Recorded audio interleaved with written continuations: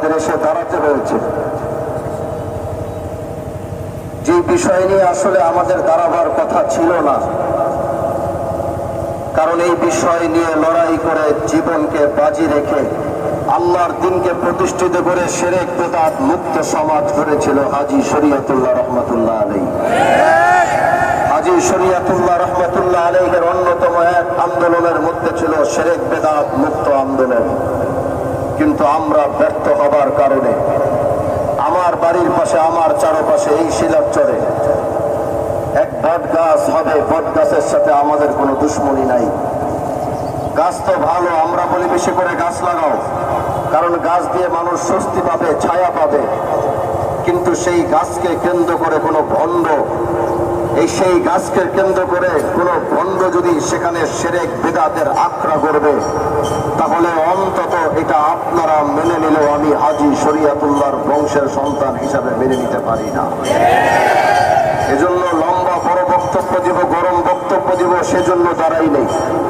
দাঁড়িয়েছি এই কথা বলবার জন্যে যে শিরক বিদআতের সাথে আমাদের পূর্বপুরুষের আপোষ ছিল না, এখনো বর্তমানে আমাদের এই শিরক বিদআতের সাথে কোনো আপোষ নাই, এবং কিয়ামত পর্যন্ত বংশের যত সন্তান বেঁচে থাকবে তারা কোনোদিন তারা বেঁচে থাকতে অন্তত শিরক বিদআতের সাথে তারা আপোষ করবে না ইনশাআল্লাহ।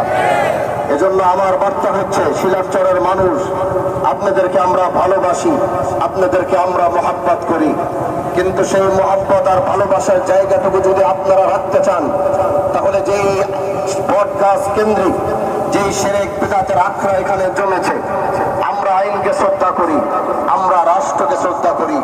আপনারা অনেকে আমাদেরকে বলেন আলেমরা আইন শ্রদ্ধা করতে জানে না, তারা উগ্রপন্থী, তারা যা মন চায় তা আগে করে ফেলে।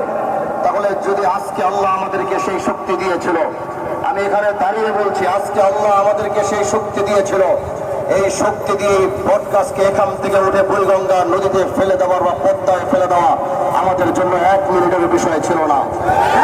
কিন্তু আমরা সেটা করিনি। আমরা আইনের প্রতি শ্রদ্ধাশীল, আমরা রাষ্ট্রের প্রতি আমরা দায়িত্ববান হয়ে আমরা রাষ্ট্রের প্রতি শ্রদ্ধাশীল।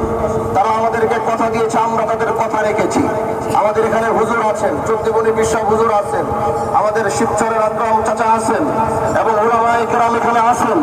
আমরা আপনাদেরকে শুধু এতটুকু বলতে চাই যে আপনারা আমাদের কথা স্পষ্ট, আমাদের কথার আগে পরে আর কিচ্ছু খুঁজে পাবেন না। আমাদের কথা হলো স্পষ্ট, আমরা সেই শক্তি প্রদর্শন করি নাই যেটা করতে চাইলে আমরা পারতাম। কিন্তু তার মানে এটা নয় যে আমরা দুর্বল, তার মানে এটা নয় যে আমরা ব্যর্থ। আমরা যেদিন আবার ফিরে আসব, আলটিমেটাম ঘোষণা হবে, আলটিমেটামের মধ্যে যদি সেটা পূর্ণাঙ্গ ক্লিয়ার এই জায়গা না হবে, আমরা স্পষ্ট বার্তা দিয়ে যাচ্ছি, এখানে কোনো বটগাছ তো থাকবে না, থাকবে না, কোনো ভণ্ডকে রাস্তায় শিলাচরে আমরা রাখবো না।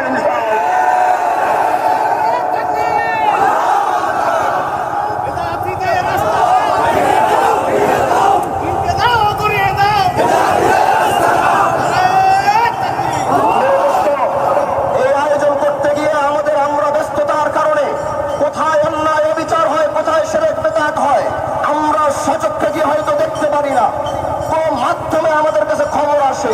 আজকের এই শিরক বিদআতের একটি মাধ্যম, এক হচ্ছে একদিকে হাবিবুল্লাহ ভাই, আরেকদিকে মৌলানা আনোয়ার ভাই, তারা আমাদেরকে জানিয়েছে।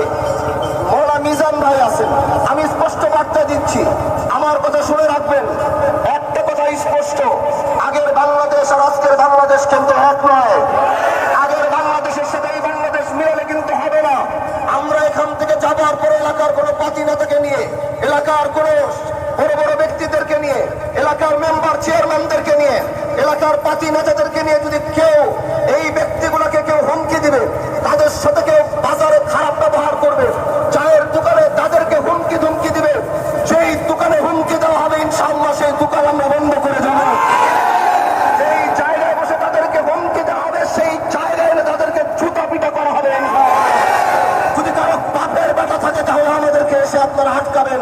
এজন্য আমাদের কথাবার্তা শেষ করতে, হুজুর এখানে আছেন, মুরব্বীরা আছেন, আলটিমেটাম দিবে। আজকে এসেছি, আগামীতে আরো গণজোয়ার নিয়ে আসতে প্রস্তুত আছেন তো ইনশাআল্লাহ? আল্লাহ আমাদের সবাইকে একসাথে নেক হবে, আল্লাহ আমাদেরকে একত্রিত করে সমস্ত শিরক বিদআত, শুধু শিলাচর নয়, শুধু শিবচর আর শুধু মাদারীপুর নয়, শিরক বিদআতের আন্দোলন গোটা ভারতবর্ষকে নাড়িয়েছে।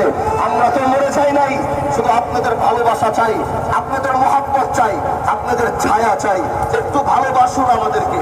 কখনো আমাদের আমাদের আমাদের পিছে নয়, আপনারা আমাদেরকে সামনে রাখেন। এক হাজী শরীয়তুল্লাহ যদি ভারতবর্ষ কাঁপাতে পারে, শুধু আমাদেরকে একটু মহব্বত করেন, ভালোবাসেন। আল্লাহ যদি কবুল করে, যদি উনি ভারতবর্ষ কাঁপাতে পারে, আমরা গোটা পৃথিবীকে আবার কাঁপিয়ে দেখাবো ইনশাআল্লাহ। আল্লাহ আমাদের সবাইকে কবুল করুক। নাসরুম মিনাল্লাহি ওয়া ফাতহুন করিব ওয়া বাশশিরিল মুমিনিন। আসসালামু আলাইকুম ওয়া রাহমাতুল্লাহি ওয়া বারাকাতুহু। আরেকটু শুকরিয়া দিই আমাদের নেতৃবৃন্দ যারা সমস্ত কাজ ফেলে এত কষ্ট করে সবকিছু ফেলে আপনারা এখানে উপস্থিত হয়েছেন। জাযাকুমুল্লাহ খায়র ওয়া আহসানাল জাযা। বারাকাল্লাহু ফীকুম, হাইয়াকাল্লাহ।